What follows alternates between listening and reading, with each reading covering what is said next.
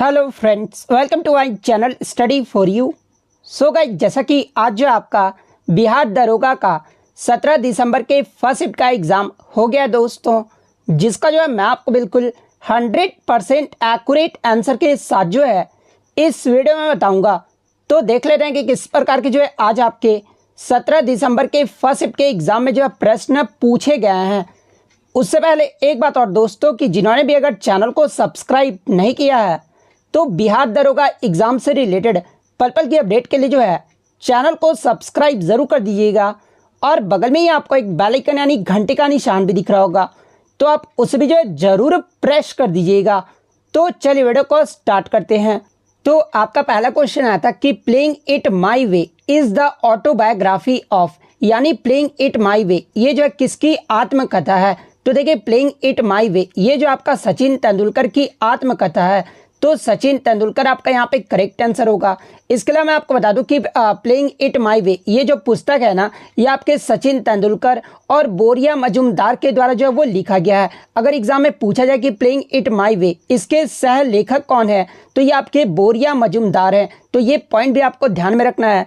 इसके अलावा मैं आपको बता दूं कि प्लेइंग इट माई वे ये जो पुस्तक है ना, ये आपका 5 नवंबर 2014 को जब वो प्रकाशित हुआ था, तो ये फैक्ट भी आप ध्यान में रखिएगा। इसके अलावा अन्य खिलाड़ियों के ऑटोबायोग्राफी के बारे में जान लेते हैं, जहां से एग्जाम में प्रश्न पूछे जाते हैं। जैसे कि क्रिकेट डिलाइटफुल ये जो आपके मुश्ताक अली की जो है ऑटोबायोग्राफी है। इसके अलावा स्ट्रेट फ्रॉम द हार्ट ये जो आपके कपिल देव की ऑटोबायोग्राफी है। इसके अलावा मैं आपको बता दूं कि हरियाणा हरिकेन के नाम से जो है ये आपके कपिल देव को जो है वो जाना जाता है। इसके अलावा the test of my life ये जो आपका युवराज सिंह की ऑटोबायोग्राफी है। इसके अलावा रिकी पॉन्टिंग की जो है ऑटोबायोग्राफी पूछी जाती है। तो देखिए, at the close of play जो कि आपका 2013 में प्रकाशित हुआ था, और at the close of play ये जो आपके रिकी पॉन्टिंग की ऑटोबायोग्राफी है। इसके अलावा a century is not enough ये जो आपका सौरभ गांगुली की आत्मकथा है। इसके अलावा a century is not enough इसके अगर सह लेखक के बारे में पूछा जाए, तो देखिए इसके जो सह लेखक थे ना, ये आपके गौतम भट्टाचार्य थे। इसके अलावा 281 एंड बियॉन्ड ये जो आपके बीबीएस लक्ष्मण की जो ऑटोबायोग्राफी है। इसके अलावा 281 एंड बियॉन्ड इसके सह लेखक के बारे में अगर पूछा जाए, तो ये आपके आर कौशिक थे। तो ये सारे फैक्ट जो आपको ध्यान में रखना है। नेक्स्ट क्वेश्चन आपका यहाँ पर आता है कि to which field project 75I is related to, यानी प्रोजेक्ट 75I परियोजना जो है ये किसके निर्माण से संबंधित है। तो देखिए, प्रोजेक्ट 75I की बात कर ले तो ये जो आपका सबमरीन कंस्ट्रक्शन यानी डीजल विद्युत पनडुब्बी के निर्माण से जो है ये आपका संबंधित है। तो पनडुब्बी निर्माण आपका करेक्ट आंसर होगा। इसके अलावा अगर प्रोजेक्ट 75 की बात कर ले तो ये जो आपका भारतीय नौसेना का जो एक कार्यक्रम है, और इसके अंतर्गत जो है ये आपके 6 स्कॉर्पियन क्लास अटैक पनडुब्बी का जो निर्माण की परिकल्पना है ना, वो किया गया है। तो ये पॉइंट भी आप ध्यान में रखिएगा।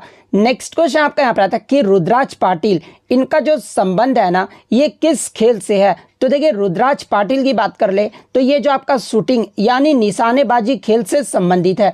तो निशानेबाज आपका यहाँ पे करेक्ट आंसर होगा। और किस राज्य से संबंधित है, तो ये आपके महाराष्ट्र राज्य से संबंधित है। नेक्स्ट क्वेश्चन आपका यहाँ पर आता है कि which part of the constitution was deleted bye 7th amendment act 1956, यानी संविधान का कौन सा भाग जो है 7वें संशोधन अधिनियम जो कि आपका 1956 में हुआ था, और इसके द्वारा जो आपका हटा दिया गया था। तो देखिए, मैं आपको बता दूं कि 7वां जो आपका संशोधन अधिनियम हुआ था ना, ये आपका 1956 में हुआ था, और 7वें संशोधन अधिनियम के तहत ही जो है आपके 7वें भाग को जो है हटा दिया गया था। तो 7वां भाग आपका करेक्ट आंसर होगा।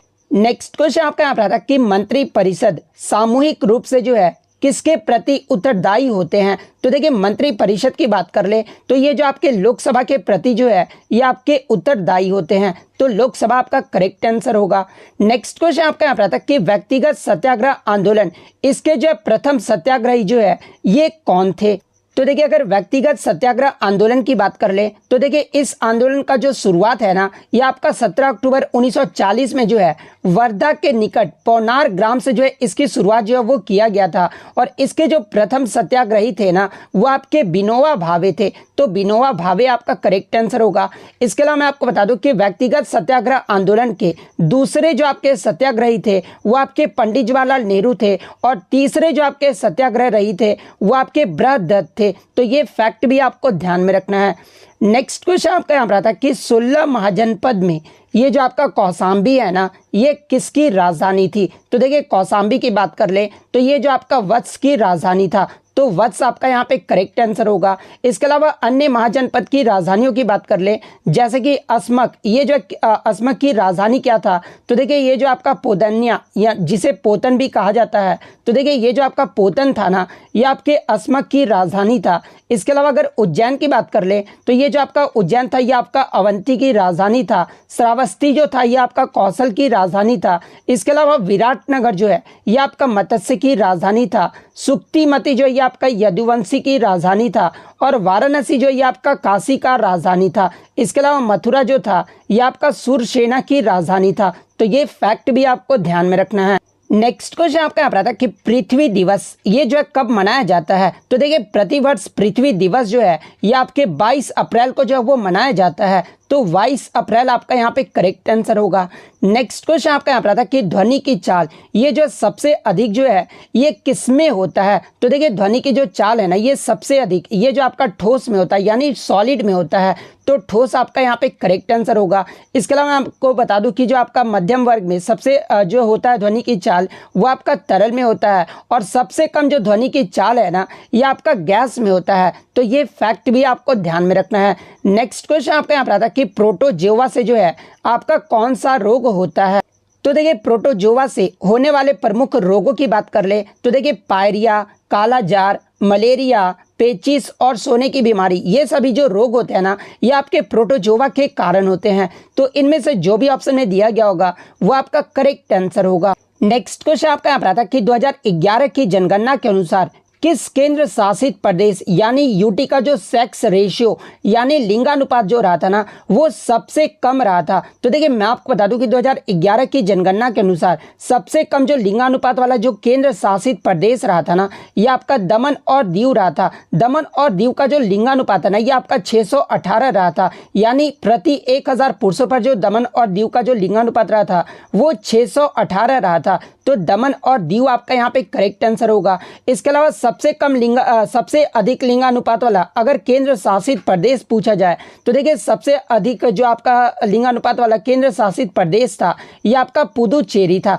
पुदुचेरी का जो लिंगानुपात रहा था ना वो आपका 1000 पुरुषों पर 1037 महिलाएं थी। तो ये फैक्ट भी आपको ध्यान में रखना है। इसके अलावा सबसे कम आपका लिंगानुपात वाला राज्य अगर पूछा जाए, ये तो आपका केंद्र शासित प्रदेश हो गया। सबसे कम लिंगानुपात वाला जो राज्य रहा था ना ये आपका हरियाणा राज्य रहा था। हरियाणा राज्य का जो लिंगानुपात है ना वो आपका प्रति 1000 पुरुषों पर 877 महिलाएं थी। इसके अलावा भारत का लिंगानुपात अगर पूछा जाए तो देखिए भारत का जो लिंगानुपात रहा था ना वो आपका 943 रहा था। और सबसे अधिक वाला लिंगानुपात वाला राज्य अगर पूछा जाए या फिर ओवरऑल जो है किसका लिंगानुपात सबसे अधिक रहा था, तो देखिए केरल राज्य का जो लिंगानुपात है ना वो सबसे अधिक रहा था। केरल का लिंगानुपात ये जो है कितना रहा था? तो देखिए मैं आपको बता दूं कि प्रति 1000 पुरुषों पर महिलाओं की जो संख्या थी ना वो आपका 1084 था। तो ये फैक्ट भी आपको ध्यान में रखना है।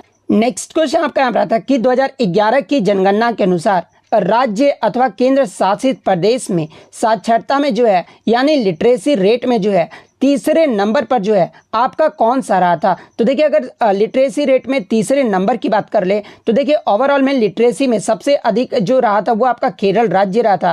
केरल का जो साक्षरता दर है ना ये आपका 94% रहा था। सेकंड स्थान पे आपका लक्षद्वीप रहा था। लक्षद्वीप का जो लिंगानुपात है वो आपका 91.85% रहा था। और तीसरे स्थान पे जो ये आपका मिजोरम राज्य रहा था। मिजोरम का जो लिंगानुपात है ना ये आपका 91.33% रहा था। तो तीसरे नंबर का पूछा गया था, तो मिजोरम आपका करेक्ट आंसर होगा।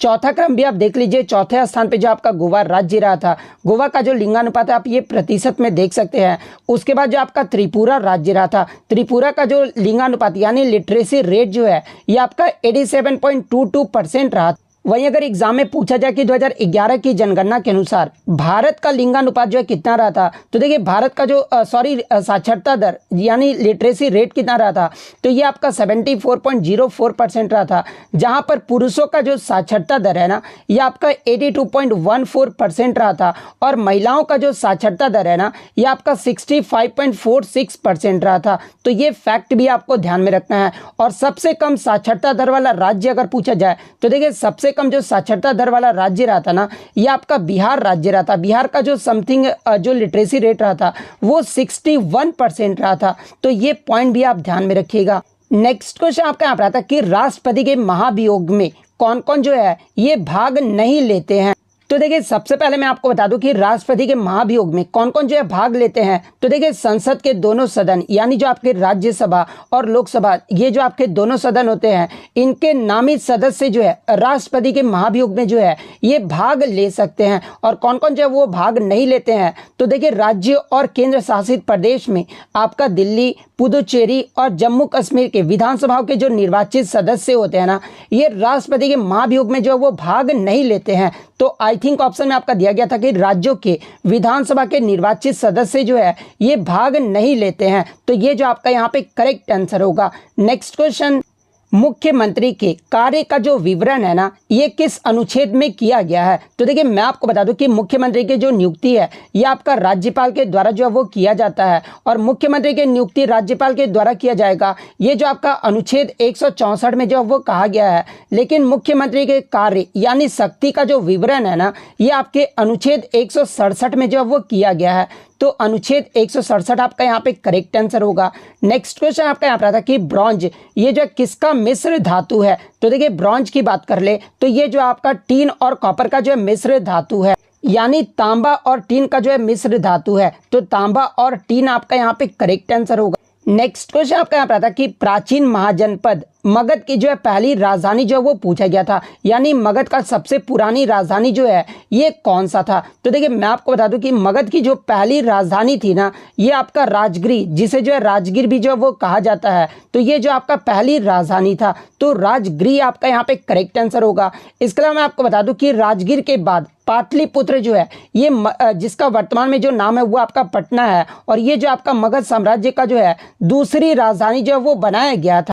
इसके अलावा एग्जाम में अगर यहाँ से एक प्रश्न और पूछा जाता है कि मगध की पहली राजधानी राजगीर को जो है पाटलिपुत्र जो है स्थानांतरित जो है वो किसने कर दिया था। तो देखिए मैं आपको बता दूं कि बिंबिसार के जो पुत्र थे ना जिनका नाम अजातशत्रु था और इन्होंने जो है राजगीर से राजधानी को बदलकर जो है ये पाटलिपुत्र जो वो स्थानांतरित जो है वो कर दिया था। तो ये पॉइंट भी आप ध्यान में रखिएगा। इसके अलावा मैं आपको बता दूं कि आपके जो गुप्त साम्राज्य और मौर्य साम्राज्य की भी जो उत्पत्ति हुआ था ना ये आपका मगध से ही हुआ था। तो ये फैक्ट भी आपको ध्यान में रखना है। नेक्स्ट क्वेश्चन आपका यहाँ पर आता कि अंत्योदय अन्न योजना इसकी जो शुरुआत है ना ये कब किया गया था। तो देखिए मैं आपको बता दूं कि अंत्योदय अन्न योजना ये जो आपका सार्वजनिक वितरण प्रणाली को गरीब लोगों तक पहुंचाने के लिए जो है इसे दिसंबर 2000 में जो है इसे शुरू किया गया था। तो दिसंबर 2000 आपका यहाँ पे करेक्ट आंसर होगा। इसके अलावा मैं आपको बता दूं कि इस योजना के तहत जो है गरीब परिवारों को रियायती दर पर है यानी 2 रुपये प्रति किलो गेहूं और 3 रुपये प्रति किलो चावल जो है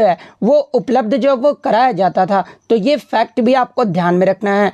नेक्स्ट क्वेश्चन आपका यहाँ पर था कि हाल ही में सियाचिन में तैनात होने वाली पहली महिला अधिकारी जो है ये कौन बनी है। तो देखिए मैं आपको बता दूं कि कैप्टन शिवा चौहान जो है दुनिया के सबसे ऊंचे युद्ध क्षेत्र जो कि आपका सियाचिन ग्लेशियर है और इस पे तैनात होने वाली जो है ये पहली महिला अधिकारी बनी है। तो कैप्टन शिवा चौहान आपका करेक्ट आंसर होगा। नेक्स्ट क्वेश्चन आपका यहाँ पर था कि curvature of eye lens is controlled by यानी आंख के लेंस की जो वक्रता त्रिज्या जो होता है ना इसे कौन जो वो नियंत्रित करता है। तो देखिए आंख के लेंस की वक्रता त्रिज्या को जो है ये आपका सिलियरी मांसपेशियां जो है वो नियंत्रित करता है। तो सिलियरी मांसपेशियां आपका करेक्ट आंसर होगा। नेक्स्ट क्वेश्चन आपका यहाँ पर आता है कि बलवंत राय मेहता समिति ये जो आपके किस संविधान संशोधन अधिनियम से जो है ये आपके संबंधित थे। तो देखिए बलवंत राय मेहता समिति की बात कर ले तो ये जो आपका 73वें संविधान संशोधन अधिनियम से संबंधित है। और 73वां जो संविधान संशोधन हुआ था ना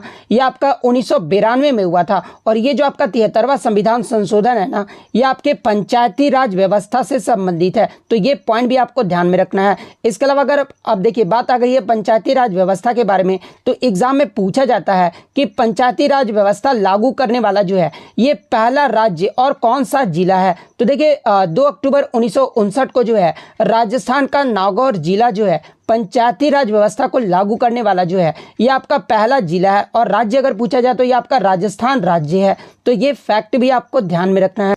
इसके अलावा मैं आपको बता दूं कि बलवंत राय मेहता समिति ने जो है ये आपके 3 स्तरीय संरचना की सिफारिश भी जो वो की थी। एग्जाम में पूछा जाता है कि 3 स्तरीय संरचना की जो सिफारिश है ना ये किस समिति के द्वारा किया गया था। तो ये आपका बलवंत राय मेहता समिति के द्वारा जो वो किया गया था। और वो 3 स्तरीय संरचना की कौन कौन से हैं तो देखिए जिला स्तर पर जो आपका जिला परिषद होगा, प्रखंड स्तर पर जो है आपका पंचायत समिति होगा और ग्राम स्तर पर जो है आपका ग्राम पंचायत होगा।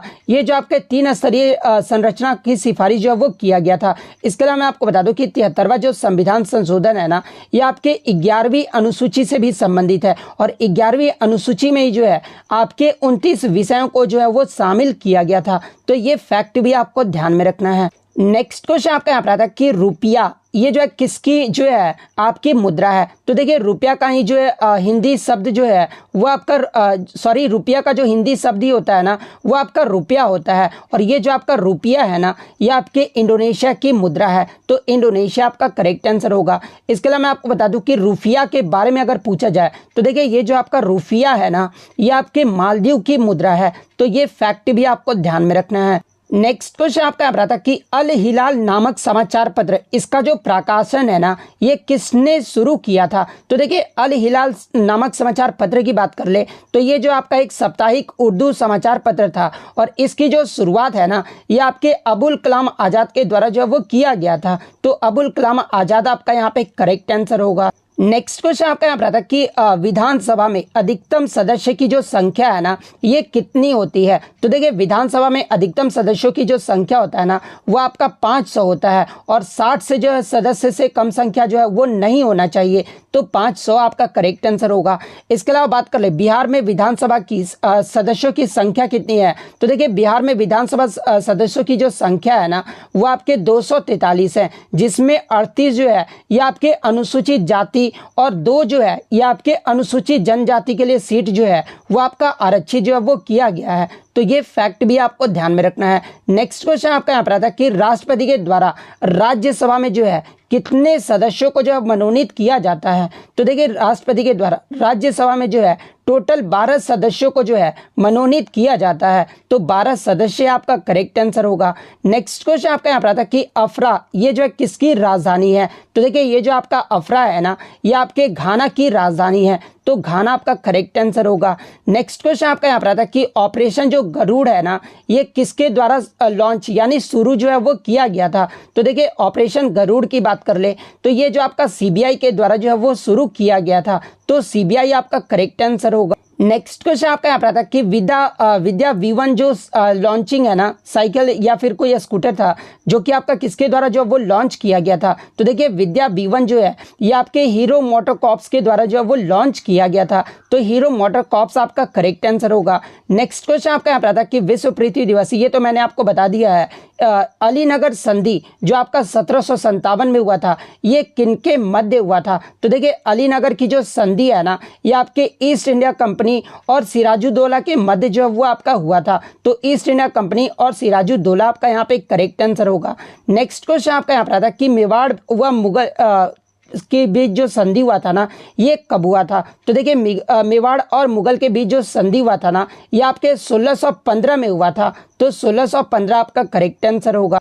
नेक्स्ट आपका यहाँ पर आता है कि ध्वनि हवा में ये जो है कैसा होता है, तो देखिए ध्वनि हवा में जो है ये आपका केवल अनुदैर्घ्य होता है, तो अनुदैर्घ्य आपका करेक्ट आंसर होगा। नेक्स्ट आपका यहाँ पर आता है कि ध्वनि की चाल ये जो है सबसे अधिक किस में होता है, तो देखिए ध्वनि की जो चाल है ना ये सबसे अधिक तो आपका ठोस में होता है और ठोस में भी आपका स्टील में होता है, तो स्टील आपका करेक्ट आंसर होगा।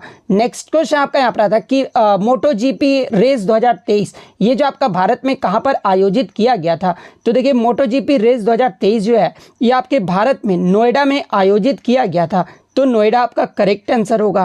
नेक्स्ट क्वेश्चन आपका यहाँ पर आता है कि बिहार का क्षेत्रफल जो है वो पूछा गया था, तो देखिए बिहार का जो क्षेत्रफल है ना ये आपके 94,163 किलोमीटर स्क्वायर है, यानी 94,163 वर्ग किलोमीटर स्क्वायर है, तो ये जो आपका यहाँ पे करेक्ट आंसर होगा।